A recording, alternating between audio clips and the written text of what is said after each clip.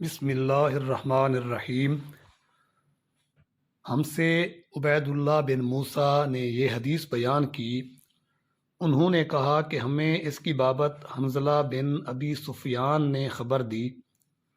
उन्होंने अकरमा बिन खालिद से रिवायत की।